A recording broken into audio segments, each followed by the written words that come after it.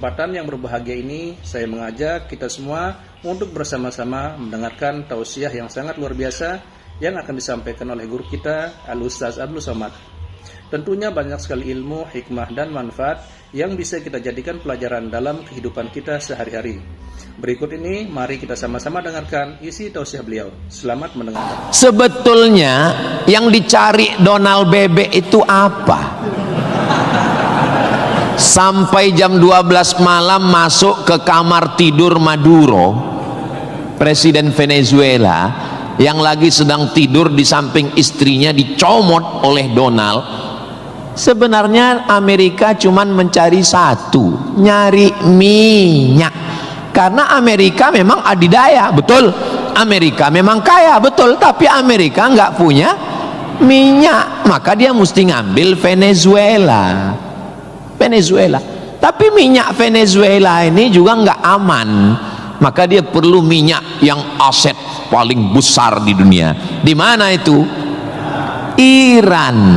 Itu enaknya ceramah di Unsri ini, nyambung. Bagaimana saya bilang Iran? Dulu nama presidennya Reza Pahlavi, bisa diatur oleh Amerika. Tapi kemudian datanglah pemimpin spiritual namanya Ayatollah Khomeini tahun 79 tahun 80, maka semua perusahaan Eropa, Amerika stop, nggak boleh masuk. Akhirnya dia diembargo selama 46 tahun.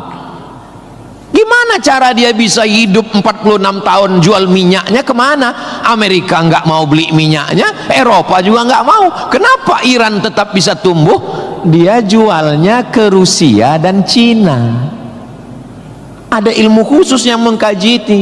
Ilmu apa namanya? Geopolitik. Geo dunia, politik. Jadi politiknya bukan antar pilkada kabupaten, tapi geopolitik dunia. Maka Ayatullah ini mesti digulingkan. Meninggal Ayatullah Ruhollah Khomeini, digantikan penerusnya namanya Ayatollah Ali Khamenei. Khamenei mesti dibunuh karena dialah pemimpin spiritual. Maka diserang, akhirnya meninggal. Mereka lupa, Amerika lupa. Dia sangka kalau kepalanya dipotong ini mati. Mereka lupa bahwa Iran pernah berperang 8 tahun dengan Irak. Siapa yang membiayai Irak waktu itu menghantam Iran? Amerika.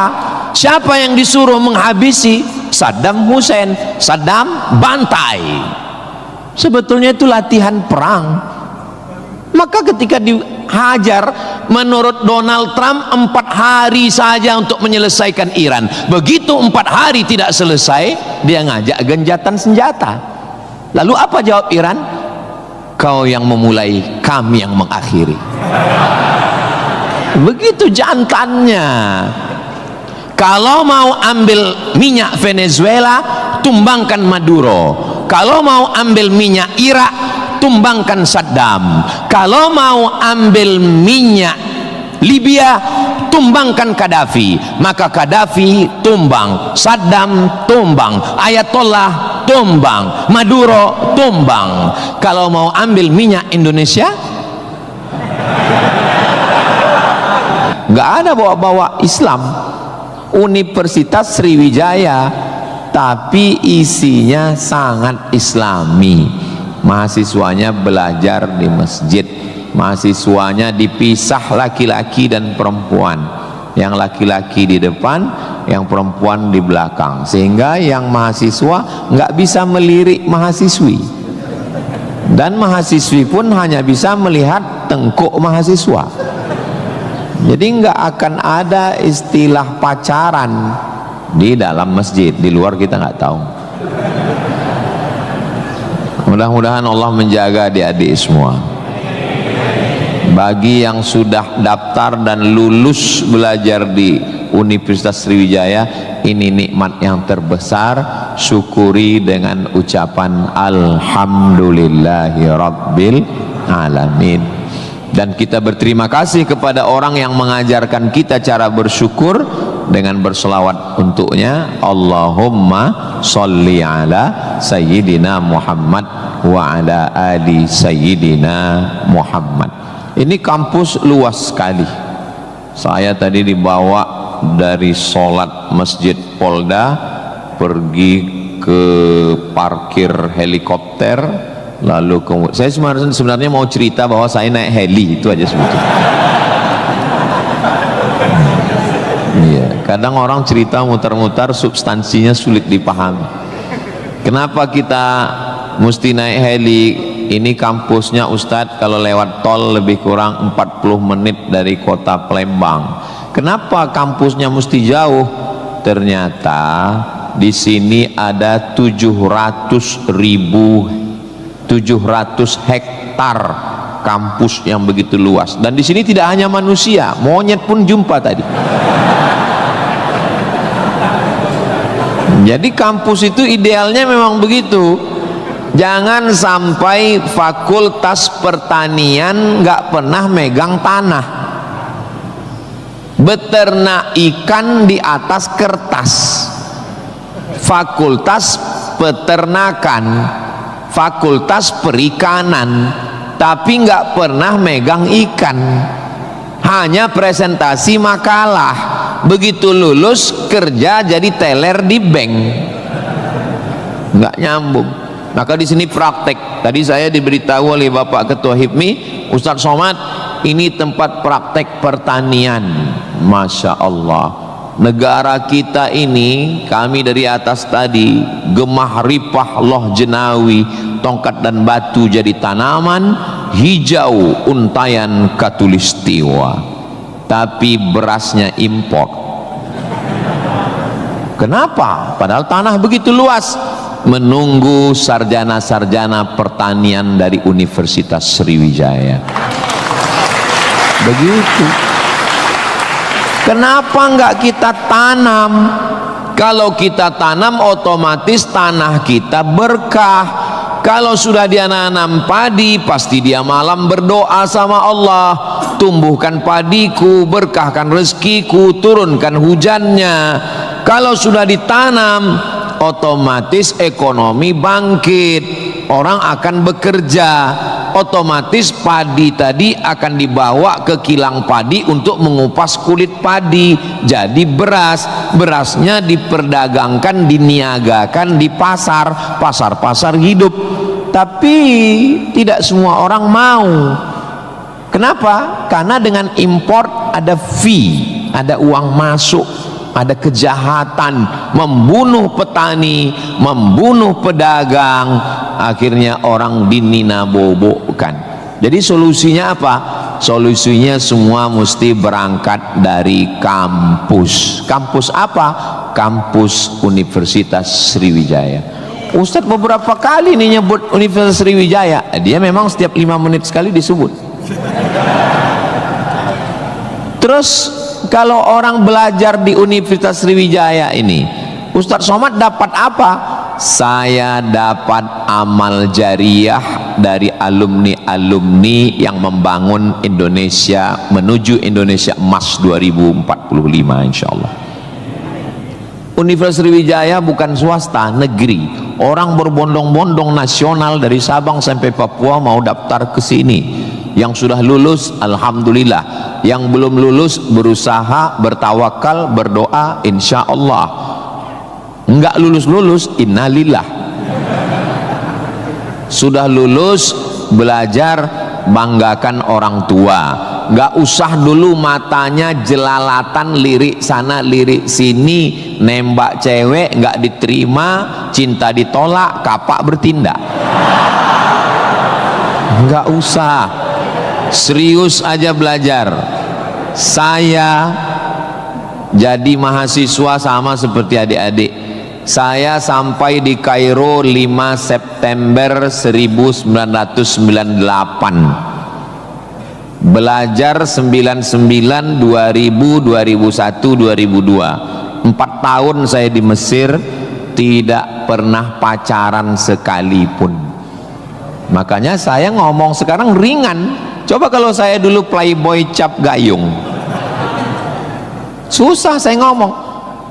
Jadi apa yang kita rasakan waktu kuliah dulu, ya kita lah ngomongnya cair aja. Adik-adik jangan pacaran, yang penting kualitas belajar, sibuk menyibukkan pikiran untuk belajar.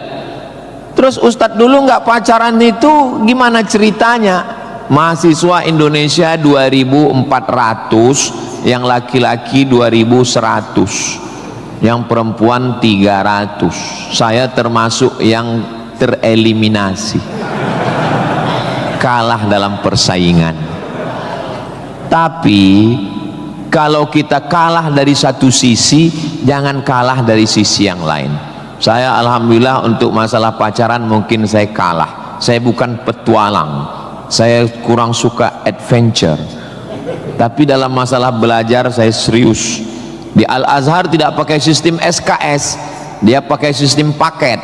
1 tahun ada 14 mata kuliah, tambah 2 juz hafalan Quran, dan dibagi 2 termen, 7 termen awal, 7 termen 2. 14 mata kuliah, kalau nggak lulus 3, ulang setahun.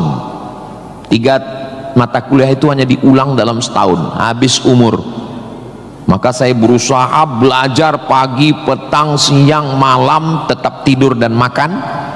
Dan akhirnya saya selesai S1, masuk bulan September.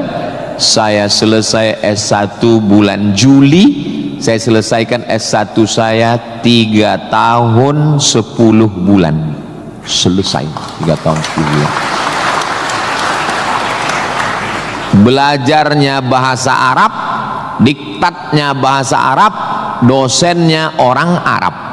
Maka saya kalau ketemu sama mahasiswa, saya tanya, semester berapa? 4 Pak Ustadz. Tapi mukanya kok tua kali. 14 Pak Ustadz. Kok bisa kamu sampai semester 14? Dosennya orang Indonesia, diktatnya bahasa Indonesia, referensinya Indonesia, campur Inggris dikit, makalah bisa campur AI. Kenapa kuliah bisa begitu lama? Apa kuncinya Ustadz, kenapa kuliah bisa cepat? Kuncinya simple aja. Saya kan belajar dulu dapat beasiswa dari Al-Azhar. Al-Azhar itu kalau tidak naik tingkat setahun, beasiswanya potong 50%. Kalau nggak naik 2 tahun, putus. Kalau 3 tahun nggak naik, DO. Kalau sudah DO, tidak dikasih tiket pulang. Siap-siap membuat rakit dari Sungai Nil ke Sungai Siak. Jadi yang membuat saya serius belajar itu adalah karena takut nggak makan dan takut nggak dapat tiket pulang. Jadi saya juga terlalu muluk-muluk. Saya nggak berani juga menasihati adik-adik. Saya belajar serius karena takut kepada Allah. Dulu kita nggak begitu. Ya itu. Makanya kalau ada mahasiswa, Ustaz Somad, ya, tolong saya kasih tips biar supaya serius belajar dan nggak pacaran. Saya bilang, cewek itu mau sama kau karena kau berduit. Kalau kau nggak berduit, nggak ada cewek mau. Kalau ada juga cewek mau, kau nggak berduit, dia tetap mau. 2 kemungkinan. Pertama, memang kau bertuah. Yang kedua, cewek itu bodoh. Iya, kan bodoh itu. Udah jelas laki-laki nggak ada duit, mau juga dia. Pelet apa yang dia pakai? Dari semester 1 pacaran, semester 2 sampai KKN, bonceng sana bonceng sini, pergi sana pergi sini, pacaran 5 tahun, ditinggal pas lagi sayang-sayangnya. Mohon maaf, kalau ada mahasiswi yang mau pacaran sampai 5 tahun, itu sama seperti iklan roti, dibuka, dijilat, dicelupin, nggak dimakan-makan. Kira-kira yang rugi cewek apa cowok?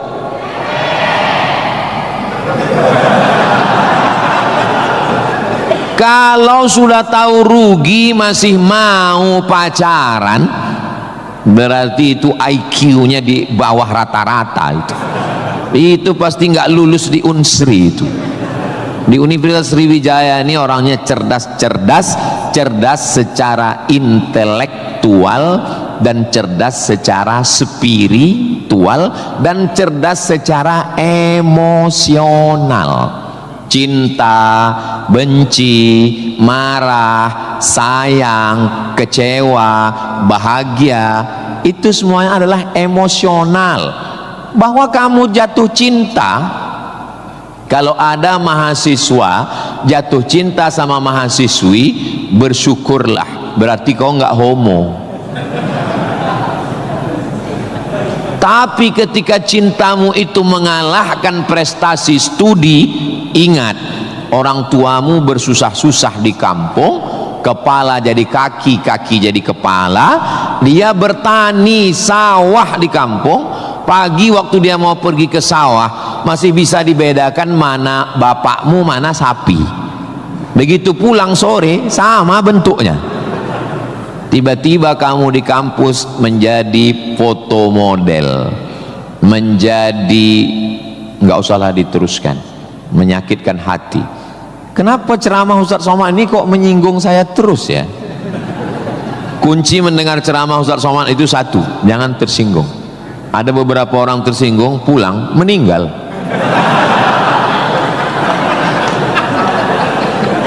Saudaraku yang dimuliakan Allah, belajar ini seperti pakai kacamata kuda. Jadi waktu belajar dulu pakai kacamata kuda, jangan tengok kanan, jangan tengok kiri, fokus ke depan, tentukan arahmu, maka alam semesta akan membantu. Tentukan targetmu, mana last destination, stasiun terakhir yang mau ditarget mana.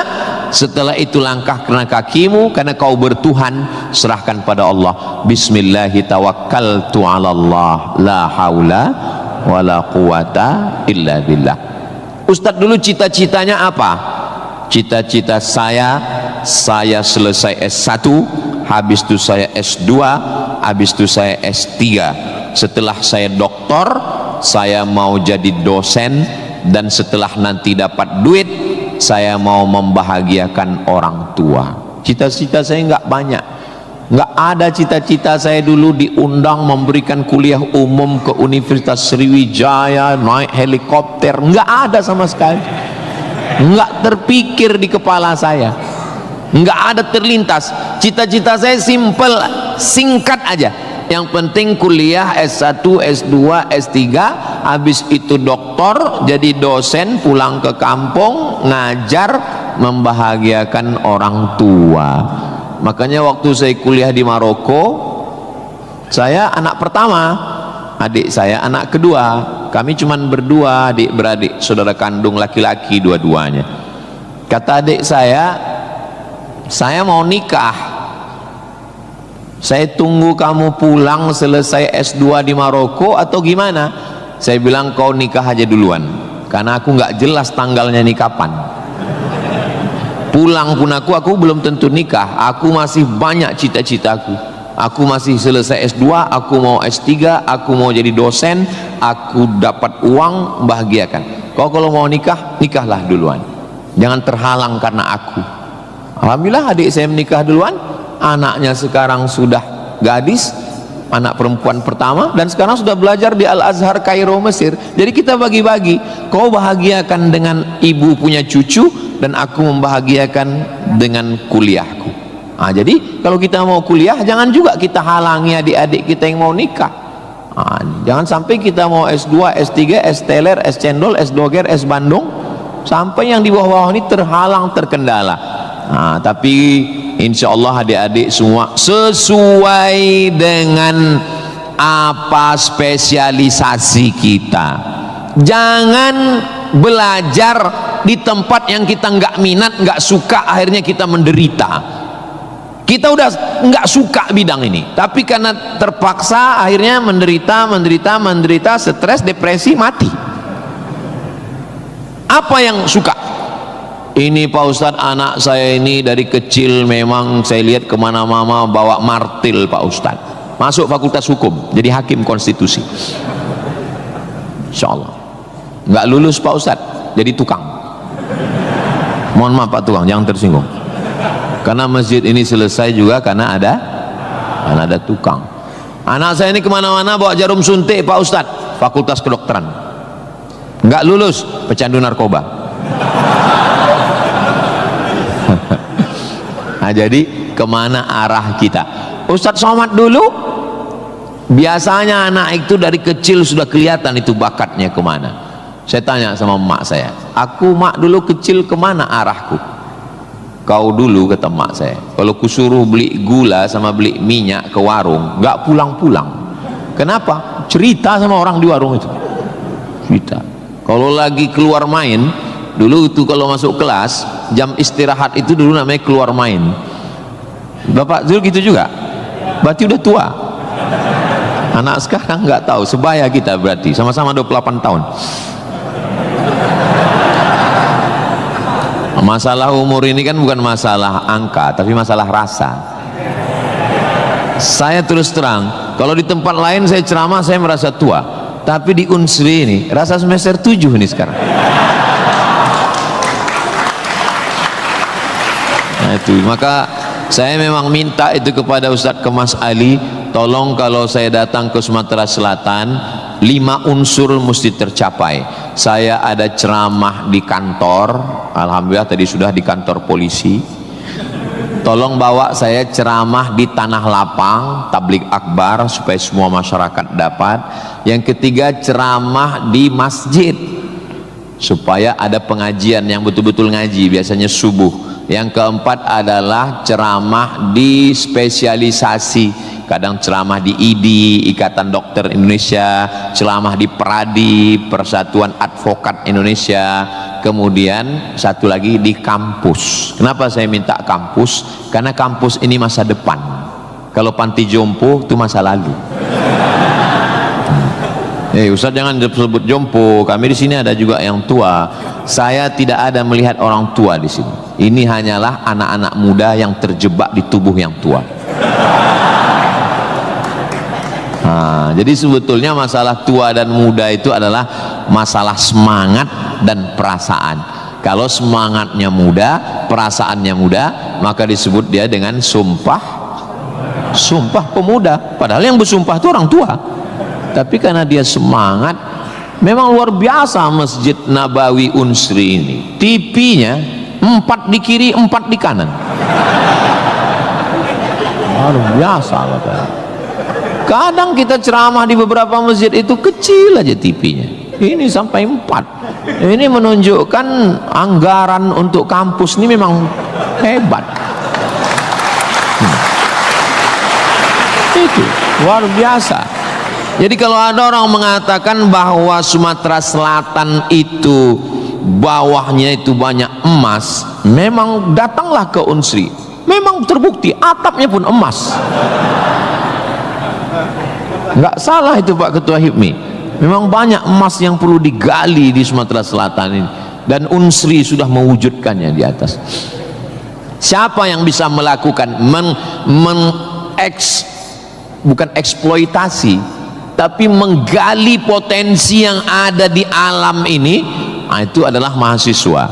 Inna fi khalqis samawati, dalam penciptaan langit, wal ardi, penciptaan bumi, wakhtilafil laili wan nahari, perputaran siang dan malam, la ayat, itu semua adalah ayat-ayat. Apa yang kau tahu tentang ayat? Ayat kursi Pak Ustaz. Apa yang kau tahu tentang ayat? Ayat Al-Quran Pak Ustaz. Apa yang kau tahu tentang ayat? Ayat-ayat cinta Pak Ustaz. Ayat semesta. Inna fi khalqis samawati, penciptaan langit dipikirkan dengan akal, muncul ayat namanya ayat kauniyah, ayat semesta yang dikaji satu fakultas khusus namanya fakultas bukan astrologi. Yang perlu dipelajari itu astronomi, bukan astrologi. Kalau yang astrologi itu Anda lahir bulan April, bintang Anda Taurus, jangan jatuh cinta dengan Pisces. Karena kalau ikan jatuh cinta dengan kambing, nanti tinggalnya di mana? Buang-buang waktu aja itu, nggak usah dikaji. Tapi ketika berpikir tentang astronomi, tentang ilmu langit, maka umat Islam sudah lama mengkaji itu yang disebut dengan ilmu falak. Ilmu falak itu yang dipakai oleh Badan Lembaga Hisab dan Ru'yah. Hisab artinya perhitungan, menghitung bagaimana tingginya matahari, bulan di atas ufuk. Kenapa terjadi persimpangan antara NU dengan Muhammadiyah tentang penetapan 1 Ramadan dan 1 Syawal? Itu berawal dari titik astronomi. Karena menurut Muhammadiyah, kalau sudah nampak 1 hilal, walaupun dia tingginya 0,5 derajat atau 1 derajat, maka itu sudah dianggap sebagai hilal. Tapi menurut NU, Perti, Persis, Al-Wasliyah, Nahdlatul Ulama, maka mereka mensyaratkan sesuai syarat Mabim, Malaysia, Brunei, Indonesia, Singapura, mensyaratkan mesti 3 derajat. 3 derajat baru dianggap sebagai hilal. Kalau 1 belum dianggap sebagai hilal. Kata Muhammadiyah 1 pun hilal, kata NU 3 baru hilal. Akhirnya datang wakil presiden Indonesia, namanya Bapak Yusuf Kala. Pak JK duduk dengan NU dan Muhammadiyah. Kata Pak JK, gimana kalau NU turunkan 1, Muhammadiyah naikkan 1? Karena beliau kan pengusaha, bisnismen, biar supaya ketemu titik temu.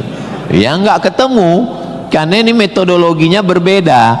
Akhirnya karena nggak ketemu, itulah terjadi 2 perbedaan. Maka umat Islam di Indonesia, dia saling menjaga perasaan masing-masing. Akhirnya masing-masing mengamalkan.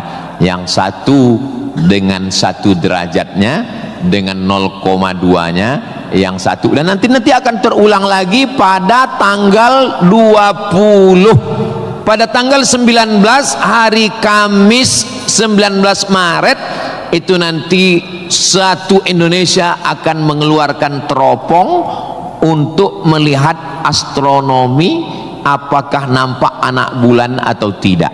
Di Riau itu teropongnya dibeli dulu harganya 50 juta. Sejak dibeli sampai sekarang nggak pernah nampak hilal. Ustaz kok tahu? Teman saya kebetulan salah satu yang bekerja di situ. Dia pernah posting gambar di teropong. Saya tanya, apa yang nampak? Dibilangnya gaji 13 katanya.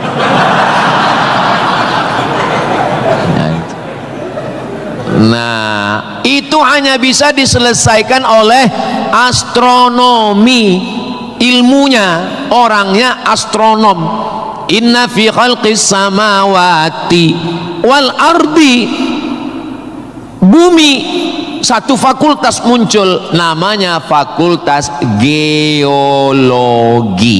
Geo bumi, logi ilmu, geologi ilmu bumi. Ternyata di dalam bumi ini ada batu bara. Di dalam bumi Sumatera Selatan ini batu bara. Ustaz tahu dari mana? Tadi waktu kami naik heli tadi. Ini nyebut heli ini 20 menit sekali harus diulang. Waktu kami tadi naik, itu di Sungai Musi di bawah banyak sekali kapal-kapal membawa batu bara. Batu bara itu di dalam tanah. Tapi kalau di Sumatera Utara di atas tanah. Abdul Somad batu bara. Di dalamnya ada nikel, di dalamnya ada minyak, di dalamnya ada emas, di dalamnya ada fosfat, di dalam ada gas, banyak sekali. Sebetulnya yang dicari Donald Bebek itu apa? Sampai jam 12 malam masuk ke kamar tidur Maduro, presiden Venezuela, yang lagi sedang tidur di samping istrinya dicomot oleh Donald. Sebenarnya Amerika cuman mencari satu, nyari minyak. Karena Amerika memang adidaya, betul. Amerika memang kaya, betul. Tapi Amerika nggak punya minyak, maka dia mesti ngambil Venezuela. Tapi minyak Venezuela ini juga nggak aman, maka dia perlu minyak yang aset paling besar di dunia. Di mana itu? Iran. Itu enaknya ceramah di Unsri ini, nyambung. Bagaimana saya bilang Iran? Dulu nama presidennya Reza Pahlavi, bisa diatur oleh Amerika, tapi kemudian datanglah pemimpin spiritual namanya Ayatollah Khomeini tahun 79 tahun 80, maka semua perusahaan Eropa, Amerika stop, nggak boleh masuk. Akhirnya dia diembargo selama 46 tahun. Gimana cara dia bisa hidup 46 tahun? Jual minyaknya kemana? Amerika nggak mau beli minyaknya, Eropa juga nggak mau. Kenapa Iran tetap bisa tumbuh? Dia jualnya ke Rusia dan Cina. Ada ilmu khusus yang mengkaji ini. Ilmu apa namanya? Geopolitik. Geo dunia, politik. Jadi politiknya bukan antar pilkada kabupaten, tapi geopolitik dunia. Maka Ayatullah ini mesti digulingkan. Meninggal Ayatullah Ruhollah Khomeini, digantikan penerusnya namanya Ayatollah Ali Khamenei. Khamenei mesti dibunuh karena dialah pemimpin spiritual, maka diserang, akhirnya meninggal. Mereka lupa, Amerika lupa. Dia sangka kalau kepalanya dipotong ini mati. Mereka lupa bahwa Iran pernah berperang 8 tahun dengan Irak. Siapa yang membiayai Irak waktu itu menghantam Iran? Amerika. Siapa yang disuruh menghabisi? Saddam Hussein. Saddam bantai. Sebetulnya itu latihan perang. Maka ketika dihajar, menurut Donald Trump 4 hari saja untuk menyelesaikan Iran. Begitu 4 hari tidak selesai, dia ngajak genjatan senjata. Lalu apa jawab Iran? Kau yang memulai, kami yang mengakhiri. Begitu jantannya. Kalau mau ambil minyak Venezuela, tumbangkan Maduro. Kalau mau ambil minyak Irak, tumbangkan Saddam. Kalau mau ambil minyak Libya, tumbangkan Gaddafi. Maka Gaddafi tumbang, Saddam tumbang, Ayatollah tumbang, Maduro tumbang. Kalau mau ambil minyak Indonesia,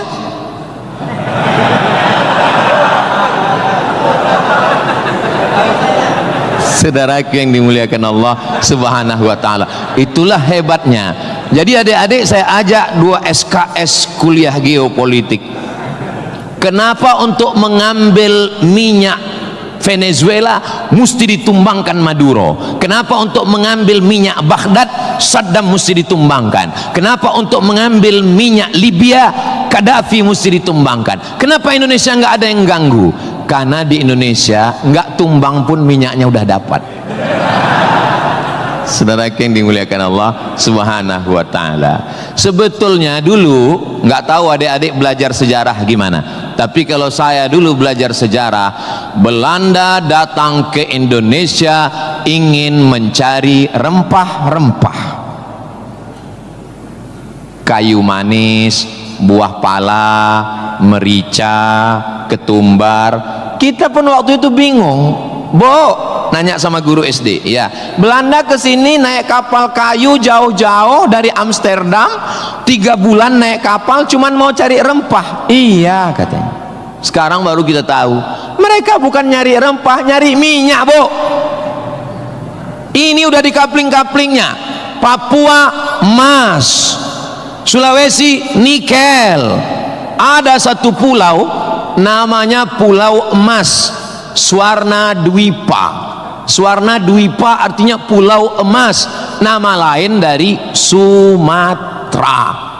Dulu ketika Portugis, ada satu negara namanya Portugal, orangnya namanya Portugis. Portugis dengan Portugal itu sama, cuman beda nama negaranya Portugal, orangnya Portugis. Portugal itu bukan persatuan orang tua gatal. Mereka inilah yang datang untuk mengambil cengkeh ke Tidore dan Ternate, Sumatera, Kalimantan, Sulawesi. Antara Sulawesi dan Papua ada kerajaan kecil Tidore dan Ternate. Tanaman yang mereka cari adalah cengkeh, karena cengkeh hanya tumbuh di Tidore dan Ternate. Ketika mereka ambil bibit cengkeh mau ditanam di Eropa, musim dingin mati. Indonesia ini potensinya luar biasa. Tidak ada negara miskin, yang ada adalah negara salah kelola. Ustaz sedang bicara Indonesia? Tidak, negara kita kaya. Saya bicara tentang Konoha. Maka saya tidak pernah pesimis, saya selalu optimis. Makanya walaupun ini bulan puasa, lapar, tapi suara saya menggelegar kan? Karena saya di kampus Unsri, maka saya semangat. Tapi seandainya ceramah siang jam 2 habis khutbah Jumat ini bukan di Unsri, tidak begini isi ceramah saya. Paling saya, marilah kita banyak ingat mati. Ini bulan Ramadan, mari kita banyak-banyak beristighfar, kita mengejar Lailatul Qadar. Tapi saya sedang bicara tentang masa depan. Saya bicara dengan mahasiswa, mereka yang akan melanjutkan tongkat estafet perjuangan ini. Saya yakin dan percaya bidang pertanian sudah, peternakan sudah, geopolitik mereka sangat paham, dan masalah spiritual batinnya mereka dididik di dalam Masjid Nabawi. Mereka diingatkan tentang 3. Adik-adik belajar agama ini nggak usah repot, nggak usah ribet, nggak usah jelimet. Yang penting di dalam hati itu ada 3. Pertama, akidah. Wujud qidam baqa mukhalafatu lil hawadisi qiyamuhu binafsihi wahdaniyah qudrat iradat ilmun sama basar kalam sifat 20. Ini akidah kita Imam Abul Hasan Al-Asy'ari. Yang kedua, setelah akidahnya mantap, dia mau beribadah. Gimana caranya beribadah? Rukun, syarat, wajib, sunnat. Inilah yang kedua, namanya fikih. Belajar fikih solat, belajar cara wudu, cara tayamum yang membatalkan solat. Tapi dua-dua ini nggak ada maknanya. Ibadahnya nggak bermakna, akidahnya nggak bermakna kalau tidak ada yang ketiga. Yang ketiga adalah akhlak, sopan santun, tata krama, budi bahasa, menghormati orang tua, memuliakan dosen. Saya sangat bisa untuk ceramah berdiri naik di atas ini, bisa. Kalau mau saya tadi minta sama panitia, Pak Panitia izin saya mau naik ke atas, boleh. Lalu kenapa saya nggak naik ke atas? Karena saya segan tapak kaki saya di atas kepala Pak Rektor. Saya di atas sementara Bapak Ketua DPRD di bawah. Itu namanya sopan santun, tata krama, budi bahasa. Tapi adik-adik yang di atas jangan tersinggung. Saya bukan menyinggung. Nggak apa-apa, demi Allah nggak apa-apa. Tapi Pak Ustadz khotib Jumat kan naik ke atas. Khotib Jumat di atas memang mimbar ini untuk khutbah. Mimbar Nabi itu tangganya cuma 3. 1, 2, 3. Maka kalau definisinya lebih dari yang dibuat Nabi adalah bid'ah, inilah mimbar yang bid'ah. 1, 2, 3, 4, 5, 6, 7, 8. Mimbar Nabi cuma 3. Sekarang orang belajar agama bukan mau menggali potensi agama, tapi hanya cukup dengan 5 jari. Jika tidak ada zaman Nabi, bid'ah. Apa ini?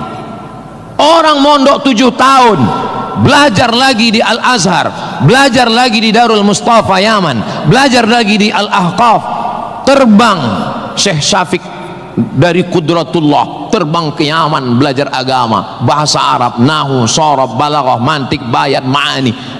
Ada orang ngaji cuman 5. Kalau tidak dibuat Nabi bid'ah.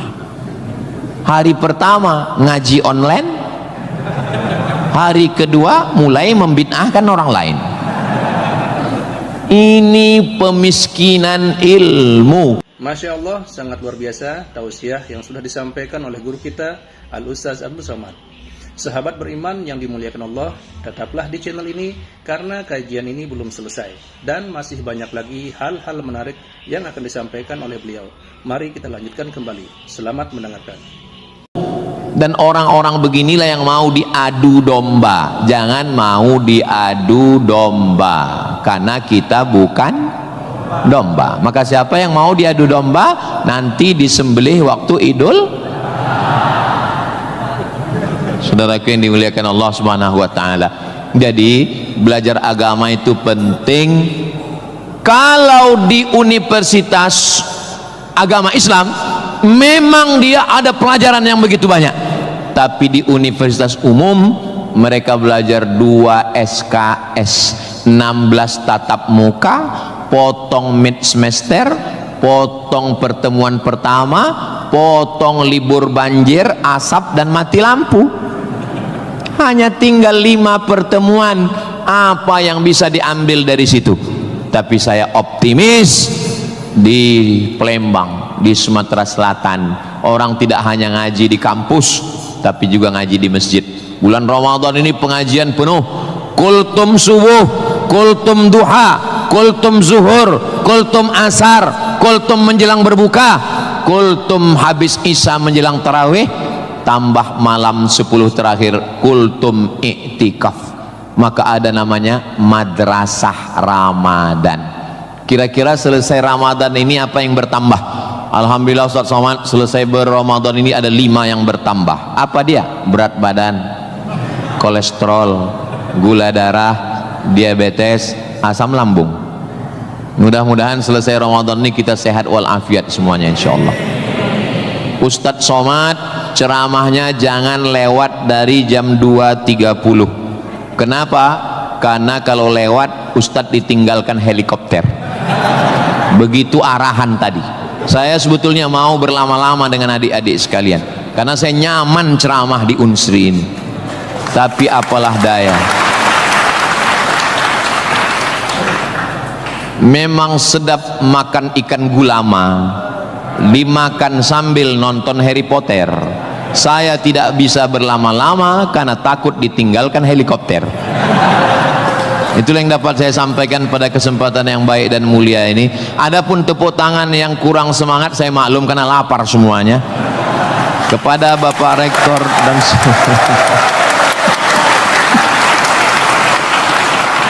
maukah Bapak Ibu memaafkan kesilapan dan kehilapan saya? Di akhir majelis saya tutup dengan satu pantun penutup. Menangkap puyuh di Bukit Selasih. Thank you dan terima kasih. Assalamualaikum warahmatullahi wabarakatuh. Tadi dipesankan Ustaz langsung baca doa. Allahumma ja'al hadhil jami'ata jami'atan mubarakatan fiha. Ya Allah, jadikanlah Universitas Sriwijaya universitas yang penuh dengan keberkahan. Allahumma jazi asatidatina, berikanlah balasan terbaik kepada Bapak Rektor, Wakil Rektor, Dekan, Wakil Dekan, Ketua Jurusan, dosen-dosen kami ya Allah. Sahih ajsadahum, sehatkan badannya, qawi imanahum, kuatkan imannya, wajzi hasanatihim, berikan balasan terbaik untuk guru-guru kami ya Allah. Allahumma hafaz abna'ana wa banatina, adik-adik mahasiswa-mahasiswi kami, jaga hati badan mereka dari fitnah akhir zaman ini ya Allah. Allahumma ja'al waj'al hadzal balada baladan amina, jadikanlah Sumatera Selatan Indonesia baldatun thayyibatun wa rabbun ghafur. Allahumma dafa'anal ghala wal waba wal fahsya wal riba waz zina, selamatkan dari malapetaka, bencana, riba, zina, narkoba, perbuatan keji dan mungkar. Allahumma ansur ikhwanana al mujahidin al mustad'afina fi Palestin, tolong saudara kami yang sedang teraniaya di Palestina ya Allah. Rabbana taqabbal minna, terimalah salat kami, puasa kami, qiyamul lail kami, tahajud kami, zikir kami, khataman Quran kami. Wa tammim taqsirana, sempurnakan segala kekurangan kami. Waqtim bis salihati a'malana, tutup umur kami dengan husnul khatimah. Kama jama'tana fi hadzal majlisil mubarak, sebagaimana engkau kumpulkan kami di majelis ilmu di tempat terbaik, di waktu yang baik, dengan ibadah yang baik, kumpulkan kami nanti di surga bersama Nabi Muhammad sallallahu alaihi wasallam. Rabbana atina fid dunya hasanah wa fil akhirati hasanah wa qina adzabannar. Wa sallallahu ala sayyidina Muhammad wa ala alihi wa sahbihi wasallam, walhamdulillahi rabbil alamin. Taqabbalallahu minkum minna wa minkum taqabbal ya karim. Adik-adik jangan berdiri dulu, duduk. Saya dengan Pak Rektor dengan Civitas Akademika duduk di depan, lalu diambil fotonya dari sini. Soto bukan sembarang soto, soto dimakan di tengah laut. Foto bukan sembarang foto, habis foto cepat diupload. Assalamualaikum warahmatullahi wabarakatuh. Alhamdulillahirrabbilalamin. Demikianlah tausiah yang sangat luar biasa yang sudah kita dengarkan bersama dari guru kita Al-Ustaz Abdul Somad. Tentunya banyak sekali ilmu, hikmah dan manfaat yang bisa kita jadikan pelajaran dalam kehidupan kita sehari-hari. Sahabat beriman yang dimuliakan Allah, mari kita doakan guru kita, semoga beliau selalu diberikan kesehatan dan dimudahkan segala urusannya. Dan buat sahabat semua yang sudah setia menyimak video ini sampai selesai, saya ucapkan terima kasih banyak. Semoga Allah Subhanahu wa taala senantiasa selalu melimpahkan segala rahmat dan karunia-Nya kepada sahabat semua. Selalu diberikan kesehatan, dimudahkan segala urusannya, dan dilancarkan rezekinya. Amin ya rabbal alamin. Demikian yang dapat saya bagikan, kurang lebihnya mohon maaf. Sampai bertemu lagi di video berikutnya. Wassalamualaikum warahmatullahi wabarakatuh. Setelah kita mendengarkan bersama tausiah yang sangat luar biasa dari guru kita Al-Ustaz Abdul Somad, sekarang mari kita lanjutkan aktivitas kita masing-masing. Semoga apa yang sudah disampaikan oleh beliau bisa menjadi ilmu yang bermanfaat dalam kehidupan kita sehari-hari. Selamat beraktivitas buat sahabat semua dan sukses selalu. Sampai bertemu lagi di video Ar-Razzaq 313 berikutnya. Wabillahi taufiq wal hidayah. Wassalamualaikum warahmatullahi wabarakatuh. Bismillahirrahmanirrahim. Assalamualaikum warahmatullahi wabarakatuh. Alhamdulillahirrabbilalamin. Wassalatu wassalamu ala asyrafil anbiya wal mursalin Sayyidina Muhammadin wa ala alihi wa sahbihi ajma'in, amma ba'du. Sahabat beriman yang dirahmati Allah, syukur alhamdulillah kita bertemu lagi di channel Ar-Razzaq 313. Pada kesempatan yang berbahagia ini, saya mengajak kita semua untuk bersama-sama mendengarkan tausiah yang sangat luar biasa yang akan disampaikan oleh guru kita Al-Ustaz Abdul Somad.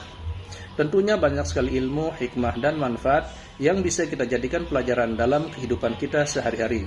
Berikut ini mari kita sama-sama dengarkan isi tausiah beliau. Selamat mendengarkan. Sebetulnya yang dicari Donald Bebek itu apa? Sampai jam 12 malam masuk ke kamar tidur Maduro, Presiden Venezuela, yang lagi sedang tidur di samping istrinya dicomot oleh Donald. Sebenarnya Amerika cuman mencari satu, nyari minyak. Karena Amerika memang adidaya, betul. Amerika memang kaya, betul. Tapi Amerika nggak punya minyak, maka dia mesti ngambil Venezuela. Tapi minyak Venezuela ini juga nggak aman, maka dia perlu minyak yang aset paling besar di dunia. Di mana itu? Iran. Itu enaknya ceramah di Unsri ini, nyambung. Bagaimana saya bilang Iran? Dulu nama presidennya Reza Pahlavi, bisa diatur oleh Amerika, tapi kemudian datanglah pemimpin spiritual namanya Ayatollah Khomeini tahun 79 tahun 80, maka semua perusahaan Eropa, Amerika stop, nggak boleh masuk. Akhirnya dia diembargo selama 46 tahun. Gimana cara dia bisa hidup 46 tahun? Jual minyaknya kemana? Amerika nggak mau beli minyaknya, Eropa juga nggak mau. Kenapa Iran tetap bisa tumbuh?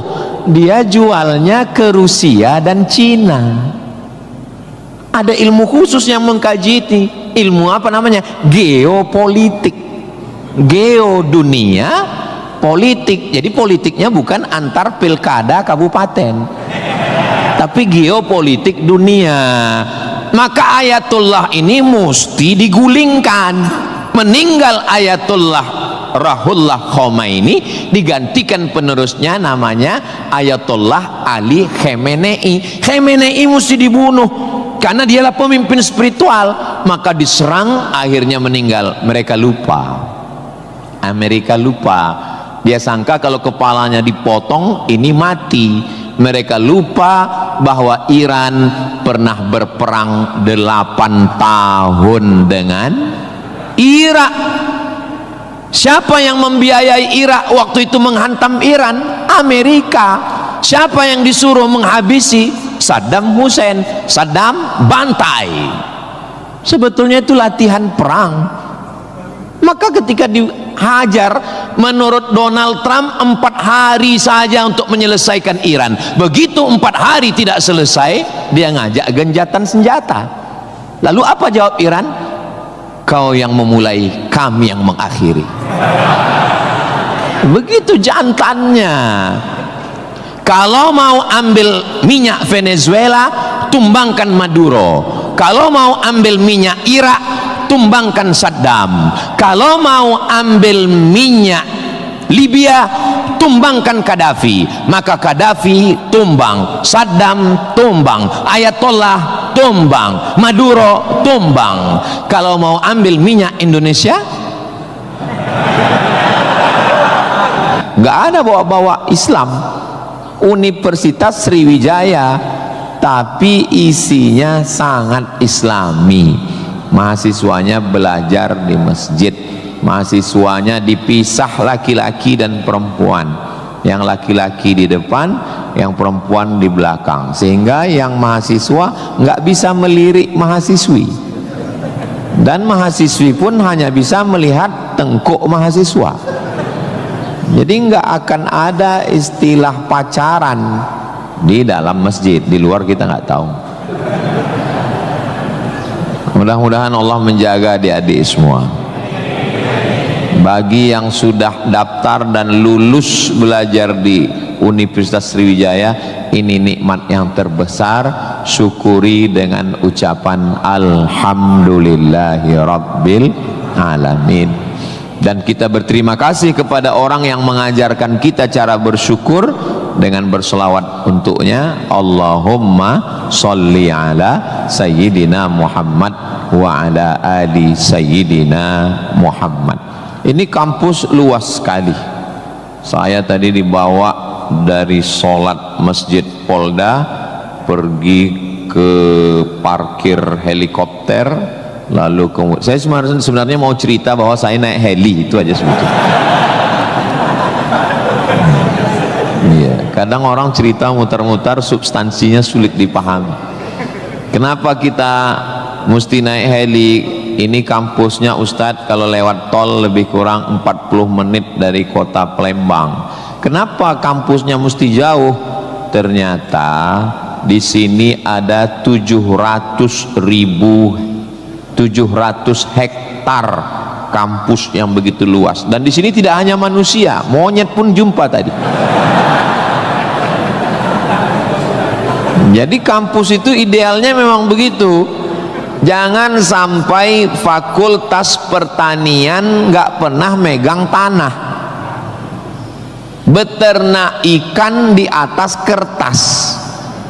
Fakultas peternakan, fakultas perikanan, tapi nggak pernah megang ikan, hanya presentasi makalah, begitu lulus kerja jadi teller di bank, nggak nyambung. Maka di sini praktek. Tadi saya diberitahu oleh Bapak Ketua HIPMI, Ustadz Somad, ini tempat praktek pertanian. Masya Allah, negara kita ini, kami dari atas tadi, gemah ripah loh jenawi, tongkat dan batu jadi tanaman, hijau untayan katulistiwa, tapi berasnya impor. Kenapa? Padahal tanah begitu luas. Menunggu sarjana-sarjana pertanian dari Universitas Sriwijaya. Begitu. Kenapa enggak kita tanam? Kalau kita tanam otomatis tanah kita berkah. Kalau sudah dia nanam padi, pasti dia malam berdoa sama Allah, tumbuhkan padiku, berkahkan rezekiku, turunkan hujannya. Kalau sudah ditanam, otomatis ekonomi bangkit, orang akan bekerja, otomatis padi tadi akan dibawa ke kilang padi untuk mengupas kulit padi jadi beras. Berasnya diperdagangkan, diniagakan di pasar-pasar hidup. Tapi tidak semua orang mau. Kenapa? Karena dengan import ada fee, ada uang masuk, ada kejahatan, membunuh petani, membunuh pedagang, akhirnya orang dininabobokan. Jadi solusinya apa? Solusinya semua mesti berangkat dari kampus. Kampus apa? Kampus Universitas Sriwijaya. Ustadz beberapa kali nih nyebut Universitas Sriwijaya, dia memang setiap 5 menit sekali disebut. Terus kalau orang belajar di Universitas Sriwijaya ini, Ustadz Somad dapat apa? Saya dapat amal jariah dari alumni-alumni yang membangun Indonesia menuju Indonesia Emas 2045 insya Allah.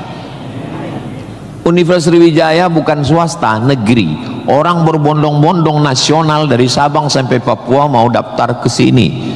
Yang sudah lulus, alhamdulillah. Yang belum lulus, berusaha, bertawakal, berdoa, insya Allah. Enggak lulus-lulus, innalillah. Sudah lulus, belajar, banggakan orang tua. Enggak usah dulu matanya jelalatan, lirik sana lirik sini, nembak cewek enggak diterima, cinta ditolak, kapak bertindak. Enggak usah, serius aja belajar. Saya jadi mahasiswa sama seperti adik-adik. Saya sampai di Kairo 5 September 1998. Belajar 99, 2000, 2001, 2002. 4 tahun saya di Mesir, tidak pernah pacaran sekalipun. Makanya saya ngomong sekarang ringan. Coba kalau saya dulu playboy cap gayung, susah saya ngomong. Jadi apa yang kita rasakan waktu kuliah dulu, ya kita lah ngomongnya cair aja. Adik-adik jangan pacaran, yang penting kualitas belajar, sibuk menyibukkan pikiran untuk belajar. Terus Ustadz dulu nggak pacaran itu gimana ceritanya? Mahasiswa Indonesia 2400, yang laki-laki 2100, yang perempuan 300. Saya termasuk yang tereliminasi, kalah dalam persaingan. Tapi kalau kita kalah dari satu sisi, jangan kalah dari sisi yang lain. Saya alhamdulillah untuk masalah pacaran mungkin saya kalah. Saya bukan petualang, saya kurang suka adventure. Tapi dalam masalah belajar saya serius. Di Al-Azhar tidak pakai sistem SKS, dia pakai sistem paket. 1 tahun ada 14 mata kuliah, tambah 2 juz hafalan Quran, dan dibagi 2 termen, 7 termen awal, 7 termen 2. 14 mata kuliah, kalau nggak lulus 3, ulang setahun. 3 mata kuliah itu hanya diulang dalam setahun, habis umur. Maka saya berusaha belajar pagi, petang, siang, malam, tetap tidur dan makan. Dan akhirnya saya selesai S1, masuk bulan September. Saya selesai S1 bulan Juli. Saya selesaikan S1 saya 3 tahun 10 bulan. Selesai 3 tahun 10 bulan. Belajarnya bahasa Arab, diktatnya bahasa Arab, dosennya orang Arab. Maka saya kalau ketemu sama mahasiswa, saya tanya, semester berapa? 4 Pak Ustadz. Tapi mukanya kok tua kali. 14 Pak Ustadz. Kok bisa kamu sampai semester 14? Dosennya orang Indonesia, diktatnya bahasa Indonesia, referensinya Indonesia, campur Inggris dikit, makalah bisa campur AI. Kenapa kuliah bisa begitu lama? Apa kuncinya Ustadz, kenapa kuliah bisa cepat? Kuncinya simple aja. Saya kan belajar dulu dapat beasiswa dari Al-Azhar. Al-Azhar itu kalau tidak naik tingkat setahun, beasiswanya potong 50%. Kalau nggak naik 2 tahun, putus. Kalau 3 tahun nggak naik, DO. Kalau sudah DO, tidak dikasih tiket pulang. Siap-siap membuat rakit dari Sungai Nil ke Sungai Siak. Jadi yang membuat saya serius belajar itu adalah karena takut nggak makan dan takut nggak dapat tiket pulang. Jadi saya juga terlalu muluk-muluk. Saya nggak berani juga menasihati adik-adik. Saya belajar serius karena takut kepada Allah. Dulu kita nggak begitu. Ya itu. Makanya kalau ada mahasiswa, Ustaz Somad, ya, tolong saya kasih tips biar supaya serius belajar dan nggak pacaran. Saya bilang, cewek itu mau sama kau karena kau berduit. Kalau kau nggak berduit, nggak ada cewek mau. Kalau ada juga cewek mau, kau nggak berduit, dia tetap mau. 2 kemungkinan. Pertama, memang kau bertuah. Yang kedua, cewek itu bodoh. Iya, kan bodoh itu. Udah jelas laki-laki nggak ada duit, mau juga dia. Pelet apa yang dia pakai? Dari semester 1 pacaran, semester 2 sampai KKN, bonceng sana bonceng sini, pergi sana pergi sini, pacaran 5 tahun, ditinggal pas lagi sayang-sayangnya. Mohon maaf, kalau ada mahasiswi yang mau pacaran sampai 5 tahun, itu sama seperti iklan roti, dibuka, dijilat, dicelupin, nggak dimakan-makan. Kira-kira yang rugi cewek apa cowok?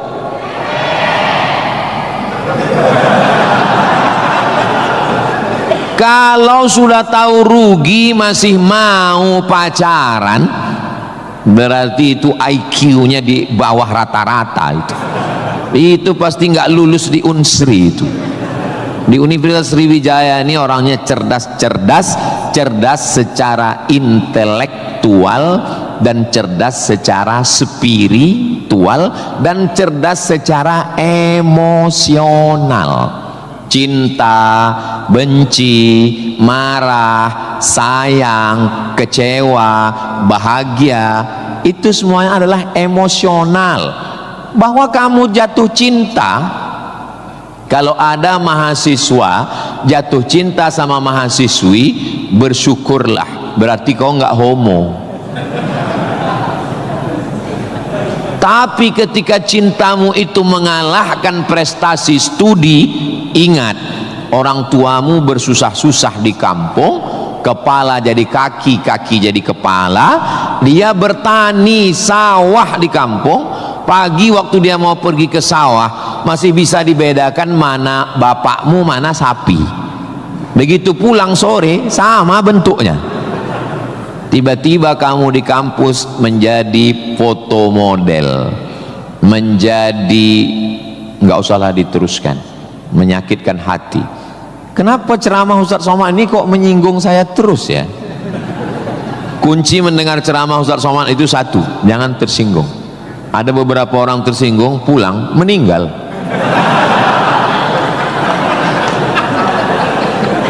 Saudaraku yang dimuliakan Allah, belajar ini seperti pakai kacamata kuda.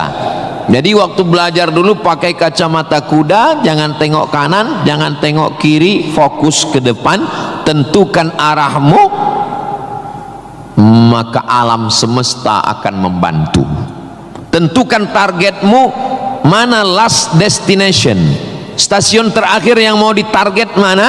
Setelah itu langkah karena kakimu, karena kau bertuhan, serahkan pada Allah. Bismillahi tawakkaltu ala Allah, la haula wala quwata illa billah. Ustadz dulu cita-citanya apa?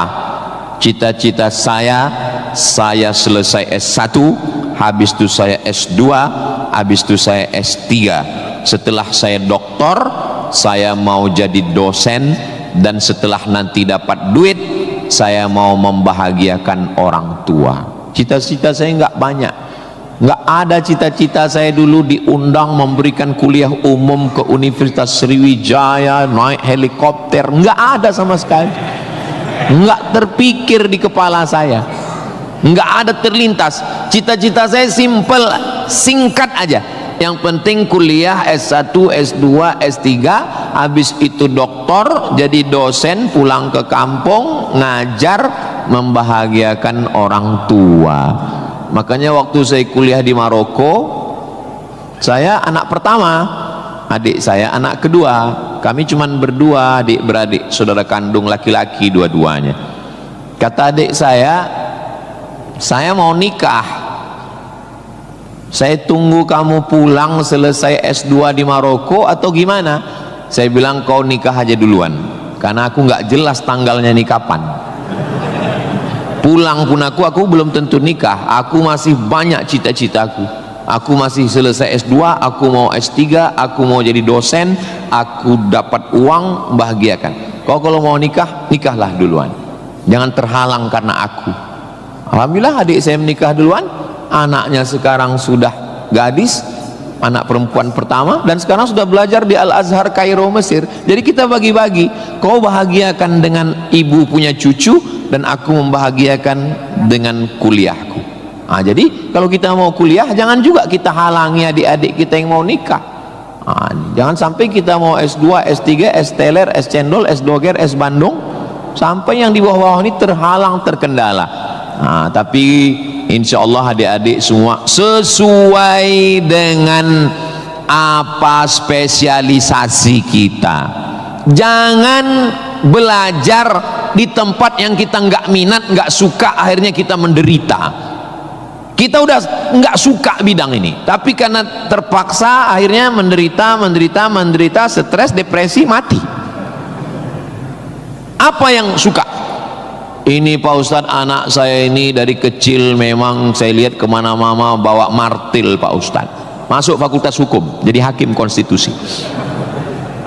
Insya Allah. Nggak lulus Pak Ustadz, jadi tukang. Mohon maaf Pak tukang, jangan tersinggung. Karena masjid ini selesai juga karena ada tukang. Anak saya ini kemana-mana bawa jarum suntik Pak Ustadz, fakultas kedokteran. Nggak lulus, pecandu narkoba. Nah, jadi kemana arah kita? Ustadz Somad dulu, biasanya anak itu dari kecil sudah kelihatan itu bakatnya kemana. Saya tanya sama emak saya, aku mak dulu kecil kemana arahku? Kau dulu, kata emak saya, kalau kusuruh beli gula sama beli minyak ke warung, nggak pulang-pulang. Kenapa? Cerita sama orang di warung itu. Cerita. Kalau lagi keluar main, dulu itu kalau masuk kelas, jam istirahat itu dulu namanya keluar main. Bapak Zul gitu juga? Berarti udah tua. Anak sekarang nggak tahu, sebaya kita berarti, sama-sama 28 tahun. Masalah umur ini kan bukan masalah angka, tapi masalah rasa. Saya terus terang, kalau di tempat lain saya ceramah saya merasa tua, tapi di Unsri ini rasa semester 7 ini sekarang. Nah, itu maka saya memang minta itu kepada Ustadz Kemas Ali, tolong kalau saya datang ke Sumatera Selatan 5 unsur mesti tercapai. Saya ada ceramah di kantor, alhamdulillah tadi sudah di kantor polisi. tolong bawa saya ceramah di Tanah Lapang, tablik akbar supaya semua masyarakat dapat.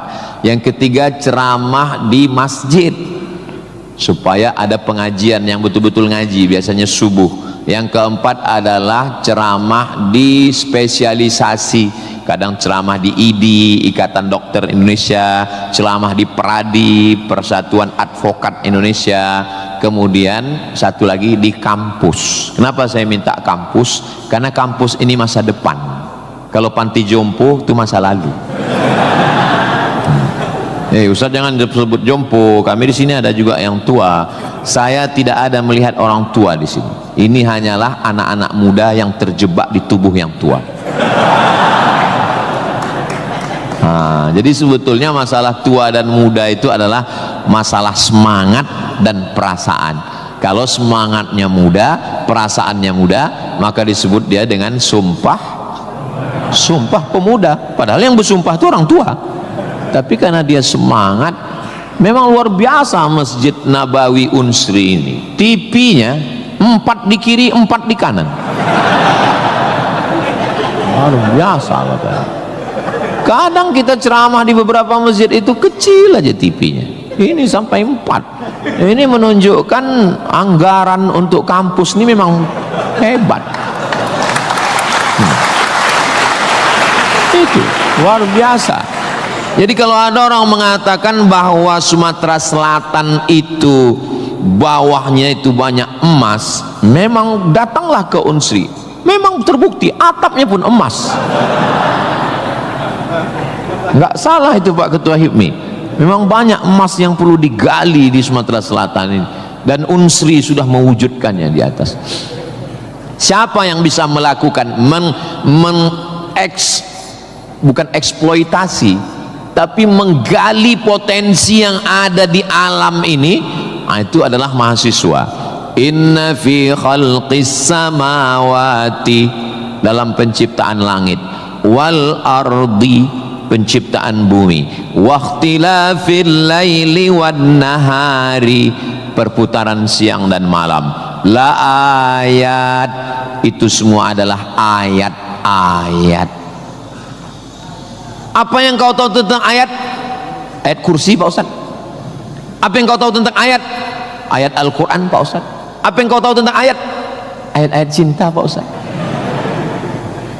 Ayat semesta. Inna fi khalqis samawati, penciptaan langit, dipikirkan dengan akal, muncul ayat, namanya ayat kauniyah, ayat semesta yang dikaji satu fakultas khusus, namanya fakultas astronomi, bukan astrologi. Yang perlu dipelajari itu astronomi, bukan astrologi. Kalau yang astrologi itu, Anda lahir bulan April, bintang Anda Taurus. Jangan jatuh cinta dengan Pisces. Karena kalau ikan jatuh cinta dengan kambing, nanti tinggalnya di mana? Buang-buang waktu aja itu, nggak usah dikaji. Tapi ketika berpikir tentang astronomi, tentang ilmu langit, maka umat Islam sudah lama mengkaji itu yang disebut dengan ilmu falak. Ilmu falak itu yang dipakai oleh Badan Lembaga Hisab dan Ru'yah. Hisab artinya perhitungan, menghitung bagaimana tingginya matahari, bulan di atas ufuk. Kenapa terjadi persimpangan antara NU dengan Muhammadiyah tentang penetapan 1 Ramadan dan 1 Syawal? Itu berawal dari titik astronomi. Karena menurut Muhammadiyah, kalau sudah nampak 1 hilal, walaupun dia tingginya 0,5 derajat atau 1 derajat, maka itu sudah dianggap sebagai hilal. Tapi menurut NU, Perti, Persis, Al-Wasliyah, Nahdlatul Ulama, maka mereka mensyaratkan sesuai syarat Mabim, Malaysia, Brunei, Indonesia, Singapura, mensyaratkan mesti 3 derajat. 3 3 derajat baru dianggap sebagai hilal. Kalau 1 belum dianggap sebagai hilal. Kata Muhammadiyah 1 pun hilal, kata NU 3 baru hilal. Akhirnya datang wakil presiden Indonesia namanya Bapak Yusuf Kala. Pak JK duduk dengan NU dan Muhammadiyah. Kata Pak JK, gimana kalau NU turunkan 1, Muhammadiyah naikkan 1? Karena beliau kan pengusaha, bisnismen. Biar supaya ketemu titik temu. Ya nggak ketemu, karena ini metodologinya berbeda. Akhirnya karena nggak ketemu, itulah terjadi 2 perbedaan. Maka umat Islam di Indonesia dia saling menjaga perasaan masing-masing. Akhirnya masing-masing mengamalkan. Yang 1 dengan 1 derajatnya, dengan 0,2-nya, yang 1, dan nanti akan terulang lagi pada tanggal 20, pada tanggal 19 hari Kamis 19 Maret itu nanti satu Indonesia akan mengeluarkan teropong untuk melihat astronomi, apakah nampak anak bulan atau tidak. Di Riau itu teropongnya dibeli dulu harganya 50 juta. Sejak dibeli sampai sekarang nggak pernah nampak hilal. Ustaz kok tahu? Teman saya kebetulan salah satu yang bekerja di situ. Dia pernah posting gambar di teropong. Saya tanya, apa yang nampak? Dibilangnya gaji 13 katanya.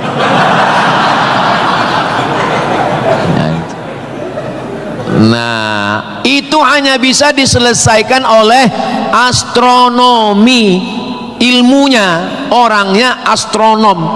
Inna fi khalqis samawati wal ardi, bumi, satu fakultas muncul namanya fakultas geologi. Geo bumi, logi ilmu, geologi ilmu bumi. Ternyata di dalam bumi ini ada batu bara. Di dalam bumi Sumatera Selatan ini batu bara. Ustaz tahu dari mana? Tadi waktu kami naik heli tadi. Ini nyebut heli ini 20 menit sekali harus diulang. Waktu kami tadi naik itu di Sungai Musi, di bawah banyak sekali kapal-kapal membawa batu bara. Batu bara itu di dalam tanah, tapi kalau di Sumatera Utara di atas tanah. Abdul Somad batu bara. Di dalamnya ada nikel, di dalamnya ada minyak, di dalamnya ada emas, di dalamnya ada fosfat, di dalam ada gas, banyak sekali. Sebetulnya yang dicari Donald Bebek itu apa? Sampai jam 12 malam masuk ke kamar tidur Maduro, presiden Venezuela, yang lagi sedang tidur di samping istrinya dicomot oleh Donald. Sebenarnya Amerika cuman mencari satu, nyari minyak. Karena Amerika memang adidaya, betul. Amerika memang kaya, betul. Tapi Amerika nggak punya minyak, maka dia mesti ngambil Venezuela. Tapi minyak Venezuela ini juga nggak aman, maka dia perlu minyak yang aset paling besar di dunia. Di mana itu? Iran. Itu enaknya ceramah di Unsri ini nyambung. Bagaimana saya bilang Iran? Dulu nama presidennya Reza Pahlavi, bisa diatur oleh Amerika, tapi kemudian datanglah pemimpin spiritual namanya Ayatollah Khomeini tahun 79 tahun 80, maka semua perusahaan Eropa, Amerika stop, nggak boleh masuk. Akhirnya dia diembargo selama 46 tahun. Gimana cara dia bisa hidup 46 tahun? Jual minyaknya kemana? Amerika nggak mau beli minyaknya, Eropa juga nggak mau. Kenapa Iran tetap bisa tumbuh? Dia jualnya ke Rusia dan Cina. Ada ilmu khusus yang mengkaji ini. Ilmu apa namanya? Geopolitik. Geodunia politik. Jadi politiknya bukan antar pilkada kabupaten, tapi geopolitik dunia. Maka Ayatullah ini mesti digulingkan. Meninggal Ayatullah Ruhollah Khomeini, digantikan penerusnya namanya Ayatollah Ali Khamenei. Khamenei mesti dibunuh karena dialah pemimpin spiritual. Maka diserang, akhirnya meninggal. Mereka lupa, Amerika lupa. Dia sangka kalau kepalanya dipotong ini mati. Mereka lupa bahwa Iran pernah berperang 8 tahun dengan Irak. Siapa yang membiayai Irak waktu itu menghantam Iran? Amerika. Siapa yang disuruh menghabisi? Saddam Hussein. Saddam bantai. Sebetulnya itu latihan perang. Maka ketika dihajar, menurut Donald Trump 4 hari saja untuk menyelesaikan Iran. Begitu 4 hari tidak selesai, dia ngajak genjatan senjata. Lalu apa jawab Iran? Kau yang memulai, kami yang mengakhiri. Begitu jantannya. Kalau mau ambil minyak Venezuela, tumbangkan Maduro. Kalau mau ambil minyak Irak, tumbangkan Saddam. Kalau mau ambil minyak Libya, tumbangkan Gaddafi. Maka Gaddafi tumbang, Saddam tumbang, Ayatollah tumbang, Maduro tumbang. Kalau mau ambil minyak Indonesia,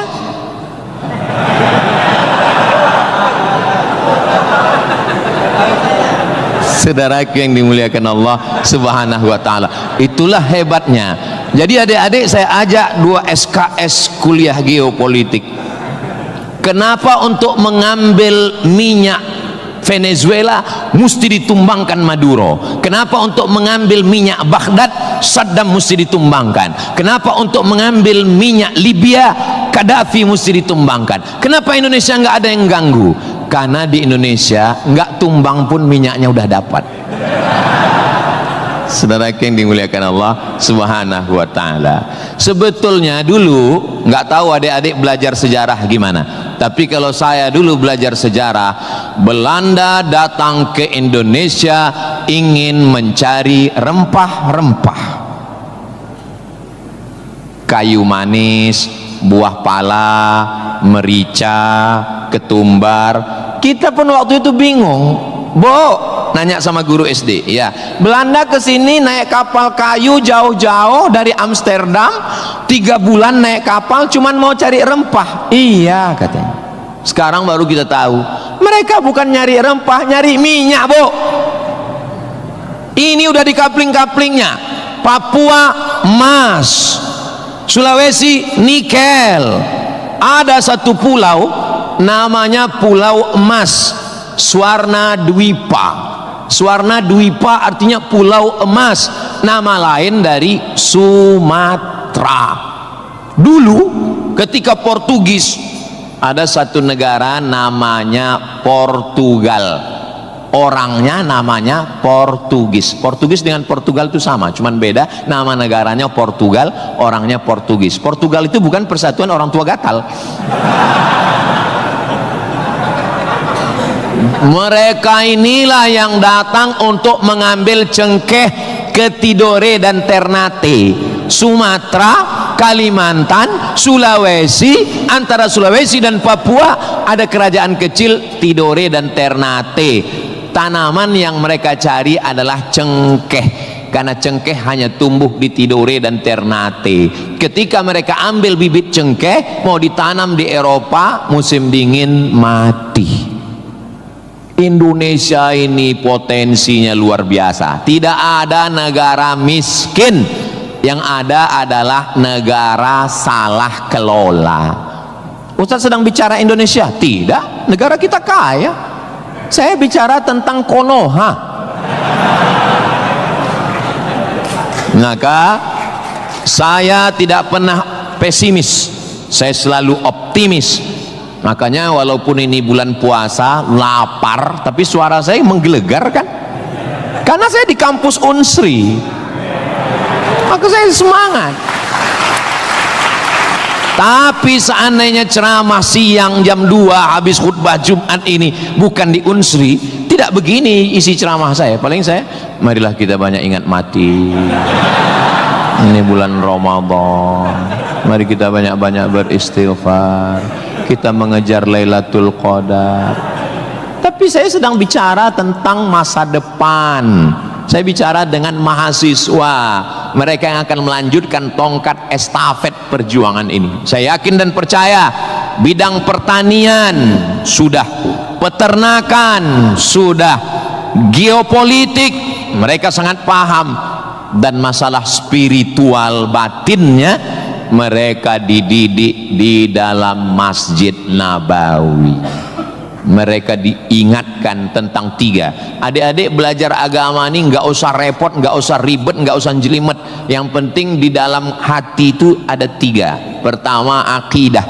Wujud qidam baqa mukhalafatu lil hawadisi qiyamuhu binafsihi wahdaniyah qudrat iradat ilmun sama basar kalam sifat 20. Ini akidah kita Imam Abul Hasan Al-Asy'ari. Yang kedua, setelah akidahnya mantap, dia mau beribadah. Di mana caranya beribadah? Rukun, syarat, wajib, sunnat.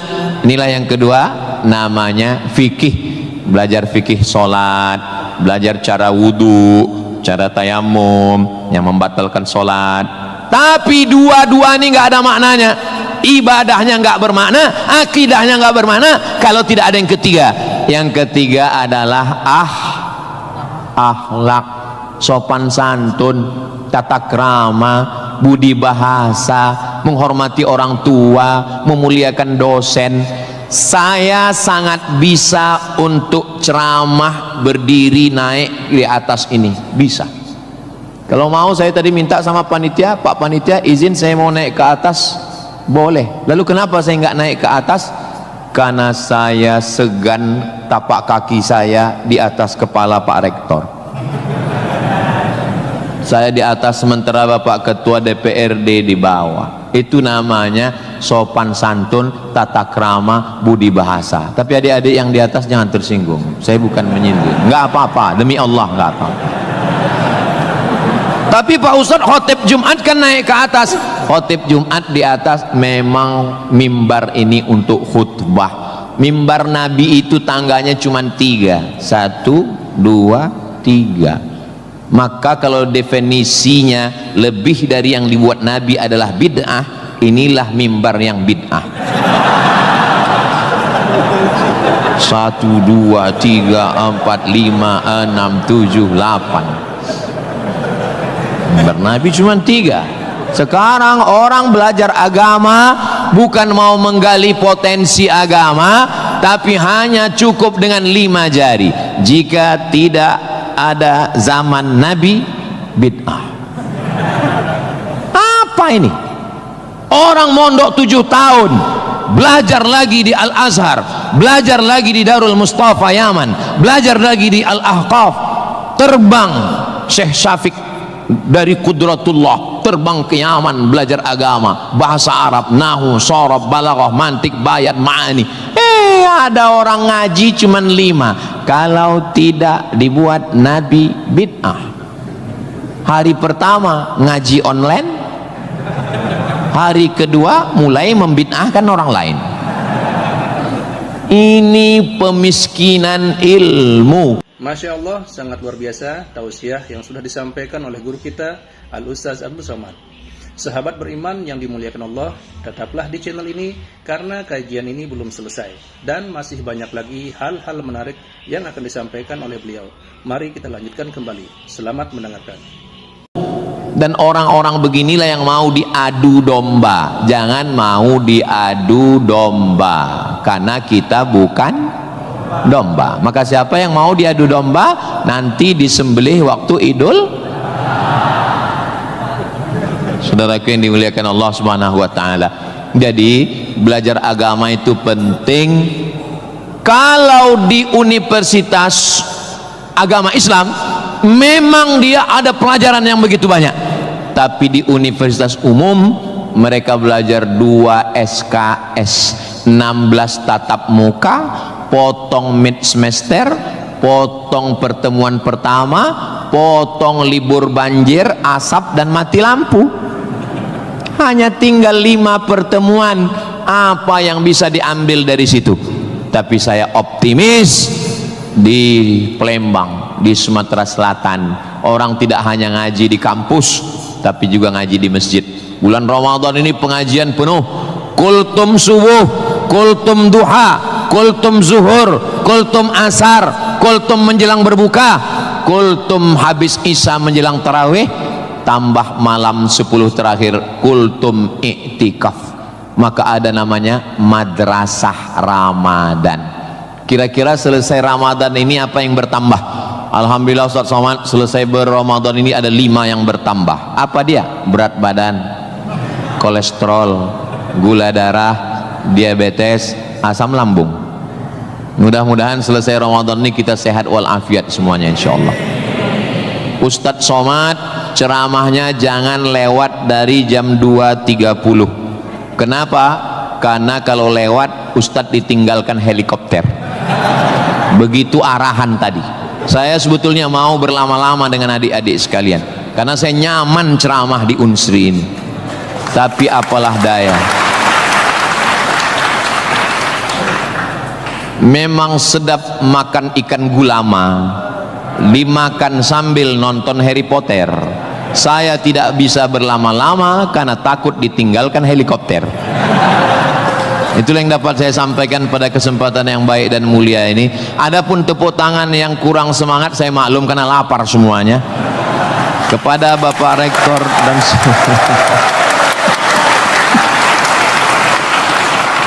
maukah Bapak Ibu memaafkan kesilapan dan kekhilafan saya? Di akhir majelis saya tutup dengan satu pantun penutup. Menangkap puyuh di Bukit Selasih. Thank you dan terima kasih.